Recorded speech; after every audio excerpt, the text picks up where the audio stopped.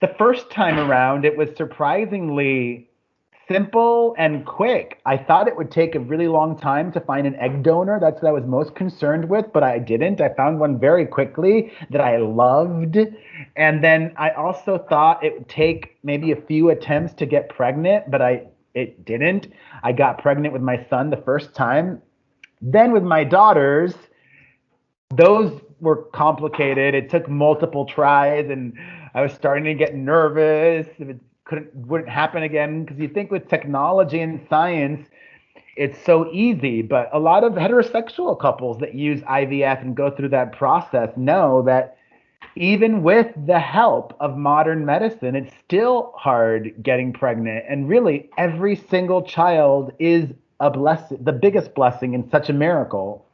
Yeah, very well said, President. What's doing, everybody? Welcome to First Class Fatherhood. I'm Alec Lace, and before I hit you with today's interview, make sure you subscribe to my YouTube channel and hit the link in the description so you can listen to all of the interviews I've done with so many tremendous dads, including Dana White, Deion Sanders, Tony Hawk, and so many others. Now let's get going with today's interview.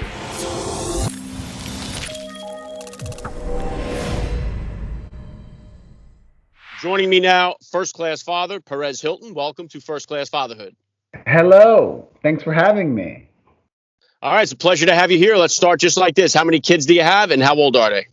I have three children. I have an 8-year-old, a 6-year-old, and a 4-year-old.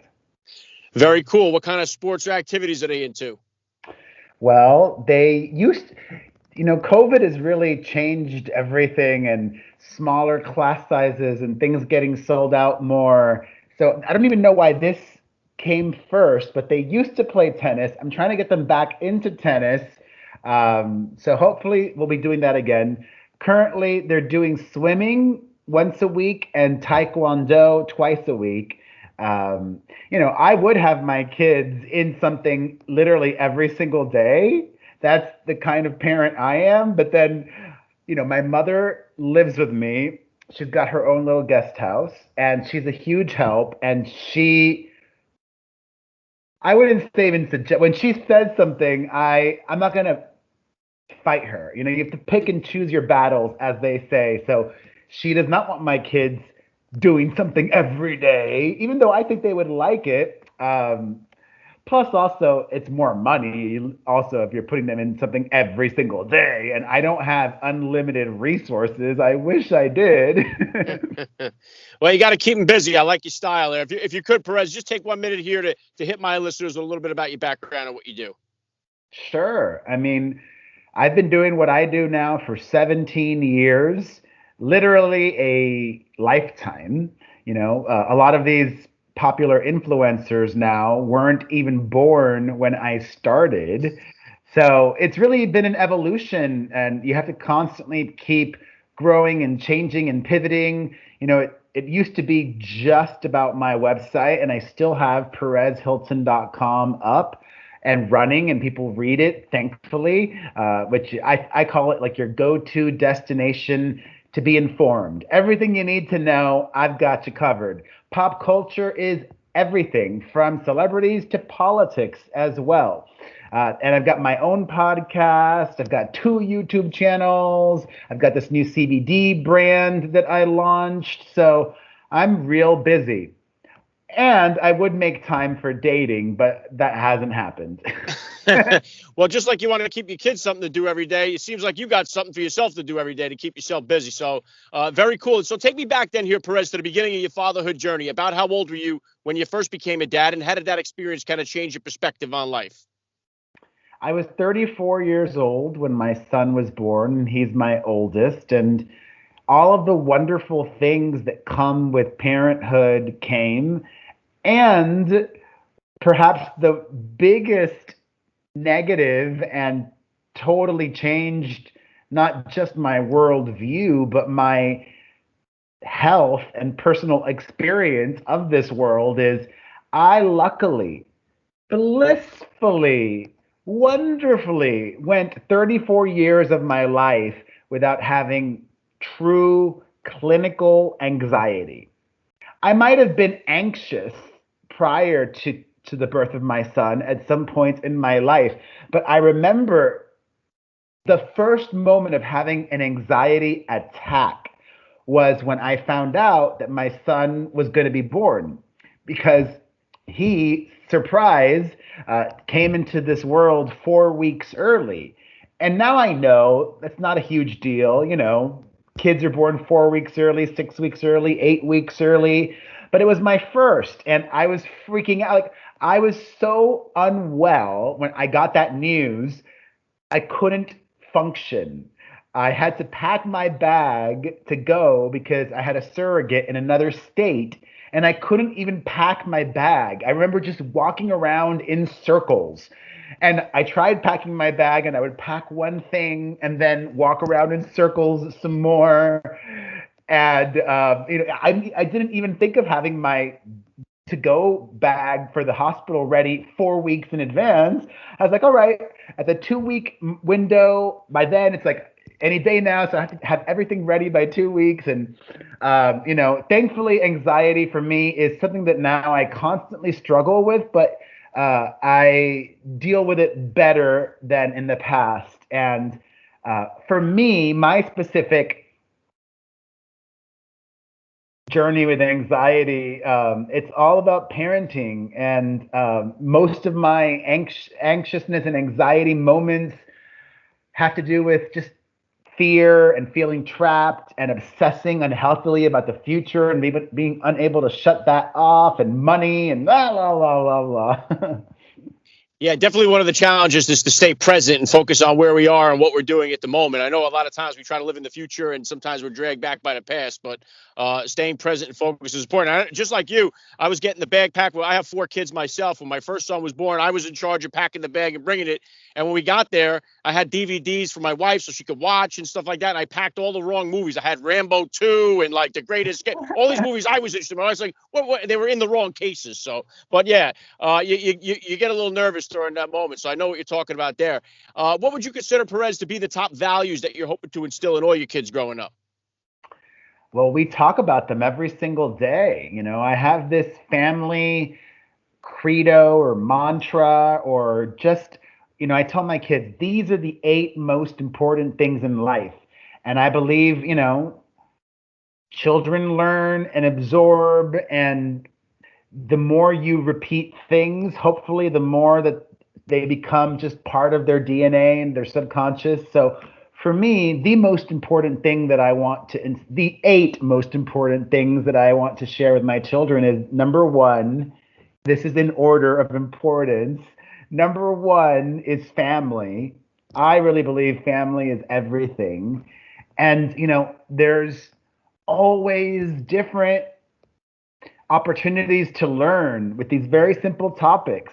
Like recently, my middle child, understandably, has been experiencing some jealousy issues and acting out as a result of that, doing things against her siblings.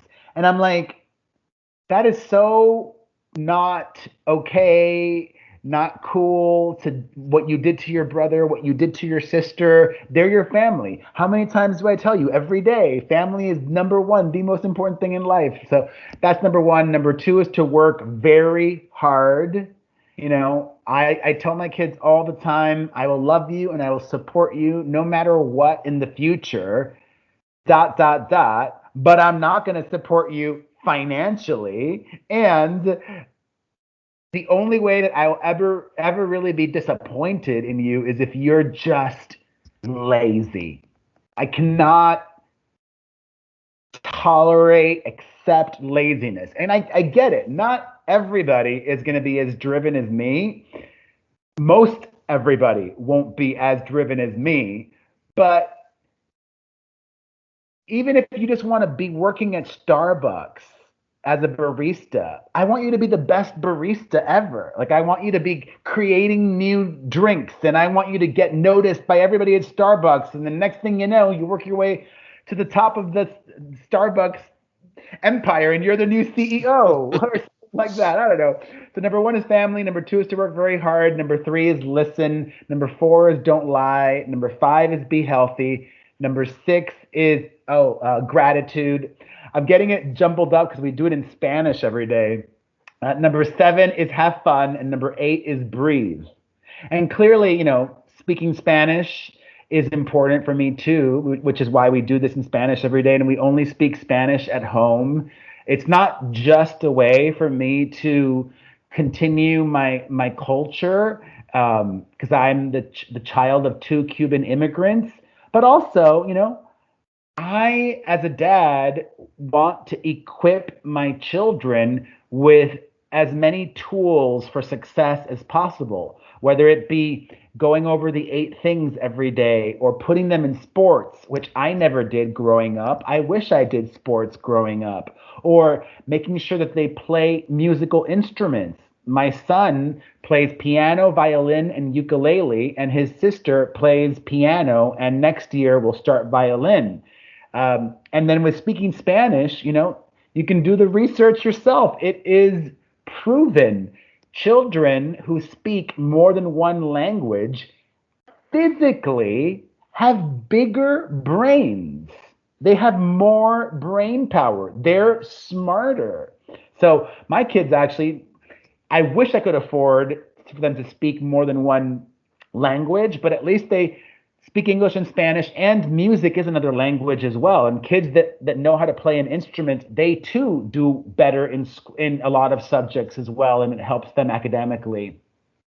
Yeah, and President, there's no doubt that speaking a second language opens up the door to a lot more opportunities, especially when it comes down the line, job creation and stuff like that, and just being in certain situations. So obviously, I mean, definitely a very valuable skill to have. And to your point there, I love the fact that your number one is family. What was the surrogate process like for you, and what kind of advice do you have for maybe the dad or the family out there right now that's on the onset of looking for or going through the surrogacy process? I would say that if you're interested in surrogacy, it's one of those things that you should not try to cut corners with. I'm sure there are some less expensive ways to do it, and people have done it those ways, but I did not want to go that route. I mean, clearly I don't want to overpay, but I wasn't trying to negotiate a lower fee or whatever. I hired an agency that helped me with every single step of the process. They had an egg donor pool of candidates that I could choose from. They had the surrogates that I could choose from.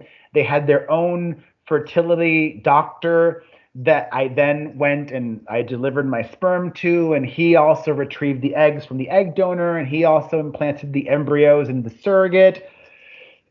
They also have their own lawyer that helped me make sure that everything was legal and I'm the only parent on the birth certificate, and making sure that everything was taken care of in the hospitals before I even got there, so I didn't even have to explain anything to the hospital. I would just show up and they were already expecting me and knew what to do. So it was the first time around, it was surprisingly simple and quick. I thought it would take a really long time to find an egg donor. That's what I was most concerned with, but I didn't. I found one very quickly that I loved. And then I also thought it would take maybe a few attempts to get pregnant, but it didn't. I got pregnant with my son the first time. Then with my daughters, those were complicated. It took multiple tries, and I was starting to get nervous if it wouldn't happen again, because you think with technology and science it's so easy, but a lot of heterosexual couples that use IVF and go through that process know that even with the help of modern medicine, it's still hard getting pregnant. And really, every single child is a blessing, the biggest blessing, and such a miracle. Yeah, very well said, Perez. And I'm curious too. I know obviously your career, especially early on, there involved a lot of celebrity gossip, peeling the curtain back to get a look at some of these people's private lives and stuff. Did becoming a father change you as far as the way that you go about reporting on other celebrities? And sometimes did it make you take a step back and say, well, maybe here I should pause before going further in? Did it change you at all as far as what you do? It did, but that's a journey that I had already begun prior to that. For me, that journey began when I embarked on my health and wellness journey. when I became a healthier person, I saw a direct correlation between my health and my happiness. That's not to say that I was totally miserable when I was unhealthy, but when I was healthier, I was happier and I was having different thoughts. And that's what really initially pushed me to make changes on my site. But even things like, constantly reevaluating what's appropriate or not for me. Like, I won't run any paparazzi photos of celebrity children. I will post pictures of celebrity children if the parents share it on social media, or if they go to an event like a red carpet premiere or some place where it's understood and expected that they will have their photo taken. But I don't want to contribute to this um, culture here in Los Angeles of the paparazzi camping outside of children's schools or the local parks trying to get pictures of them. I don't think that's appropriate. Yeah, yeah, good points there. And what would you say about discipline here, Perez? What type of disciplinarian are you as a dad, and is that different than the discipline style you grew up with? Well, the discipline style I grew up with was physical, like punishment, like the belt if I was real bad, or a smack, or whatever it might be. I like to hurt my children in smarter ways. For example, my son recently did something truly awful. We're back in school now, and things are more relaxed, and I'm even more of a fun dad during summer break. So I would let my kids use my old phone for many reasons. One, they like to watch stupid YouTube videos, like stupid videos of other kids playing, or my son, who's a little bit older, stupid videos of kids uh, playing video games, not actually even playing, like gaming videos. But we're back in school, so I hid my old phone so they couldn't use it. I didn't even tell them, I told them they couldn't use it, and I took it a step further of hiding it. One day, I got an alert that my old phone was being used. And I'm like, what? What? No. So I went and I searched in my bedroom where I had hidden it, and it wasn't there. And I knew right away that my son took it. So I confronted him. I was like, I know you have my phone. Where is it? He gave it to me. And then I said, okay, you're not going to watch any television for a week. And even though he's 8 years old, he still loves to sleep with like a little toy at night. I took his toy, his little plushie that he sleeps with at night. And also, I take my kids to outings every single weekend. We do a lot. So that weekend, he did not go out. He stayed at home with grandma, and I took his sisters out. So, I do believe that discipline is important, and learning consequences, and trying to self-regulate, and being reminded that there's something inside your brain that tells you shouldn't do it, then don't do it. Yeah, makes sense. Yeah, very cool. And tell me, Perez, if you could, tell me about your CBD company here, My True 10, I believe. What was the genesis of that, and what's been the feedback so far? Yeah, actually, let me show it for your viewers. Hold on. So this is the packaging. Hold it right in front of your face. That's right, because There yeah, you there we go. go. My True 10. And yes, there's a lot of CBD out there, but I don't think there's one brand that dominates the space. When you think of soft drinks, Coca-Cola or Pepsi, when you think of fast food, McDonald's or Burger King, maybe Taco Bell as well. When I think CBD, there's not one or even two or even three brands that come to mind. And with CBD, it's like the wild, wild west. It's not regulated by the FDA. There aren't any thresholds that you must meet to be able to sell CBD products. So you will learn quickly that not all CBD is created equal. And I know that mine really works. And it happened very organically because it came into my life and it really worked for me and it really helped me. 2020 for a lot of parents, maybe all parents, especially for young parents that have school aged children, was really difficult, the peak pandemic time, and I did not handle things very well. At one point, I put up an Instagram story asking for people to send me some peanut brittle because it was a moment of weakness and I love peanut brittle. And my brain was doing mental gymnastics. It was telling me, I can't buy peanut brittle. That's just so next level unhealthy. But if I get peanut brittle sent to me, then I have to eat it.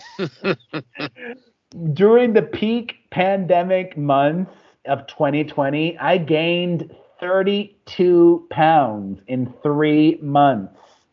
That took more than just peanut brittle. That took peanut brittle and not exercising. And I was even drinking like daily. And I'm not even a boozer. Like I'm back to my normal life now. And maybe I'll drink once every 4 months, once every 5 months. Like a few times a year. Like I don't, it's not something I do weekly or even monthly. And I was doing it every day. So eventually there came a point where I said, I need to turn things around. And I started to do different things to try to crawl out of this really dark place that I was in. I started to go for walks because, God, I'm having like almost PTSD. I don't even want to really go back to that place too much, but the gyms were closed for, in Los Angeles, at least. The gyms were closed for such a long time. And I used to go to the gym every single day. I was one of those weird people. So I started going on walks and I was like, well, let me try because I'm not a fan for not that there's anything wrong with that, but for me personally, I'm not a fan of prescription help for issues. If I have to, then I would, but I don't take any prescription pills of any kind. I was like, let me explore CBD because I've read a lot about it and I had never tried it before 2020. So I did the same thing. I put up an Instagram story and I said, if anybody wants to send me some CBD, here's my mailing address.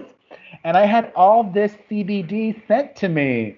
I realized quickly that the oils were not my thing. Frankly, it's disgusting. I do not like CBD oil. And then some of the gummies, I didn't even think they were real. I'm like, does this work? I couldn't feel anything. And then some of them were good. And then I found this one gummy that blew all the others away. And it worked so much for me that I reached out to them and I said, there's a real opportunity here to help people and to blow your brand up because there's not a dominating CBD brand out there and yours is leaps and bounds better than any I've tried before. So we created this new brand together and that's the long story, about My True 10. It's 10 milligrams of CBD per gummy. It works as soon as 10 minutes. Because it's water soluble, it starts working before it even gets to your liver, and you can get it for just $10 at mytrue10.com. So thank you for letting me talk about that. Appreciate it. Yeah, listen, it's incredible stuff. I've been hearing nothing but good things about CBD since it burst onto the market here, too. So, My True 10, definitely going to put the link in the description of this podcast episode so my listeners can get over there, smack the link, and check out more about it. Last thing I want to hit you with here, Perez, I love to ask all the dads that I get on the podcast, what type of advice do you have for that new dad or for that about-to-be father who's out there listening? I mean, the best advice I could give is financial advice, which is kids and life are so unexpected. And even if you have insurance, which hopefully you do, unexpected things happen and insurance doesn't cover everything. And I'm 43 years old and I grew up hearing this mantra, which I think we need to, as adults and especially towards our children, change. The mantra I grew up hearing was live within your means, live within your means. No, we need to flip that and we need to start telling each other and especially our children live below your means. Yes, you can afford that vacation to Europe. Yes, you can afford that new house or that new car or those new shoes or that new Rolex or that new dress or whatever it might be. But do you need this or that or the other? Or instead of getting the very expensive new car, what about getting a new car that's less expensive? and save, save, save, save, save, and invest as well. It's not just about saving. Make sure that you can diversify your income so that you're prepared for the unexpectedness and getting laid off or another pandemic or whatever it might be. With parenthood comes great responsibility, and a lot of that is financial responsibility. So save, invest, diversify.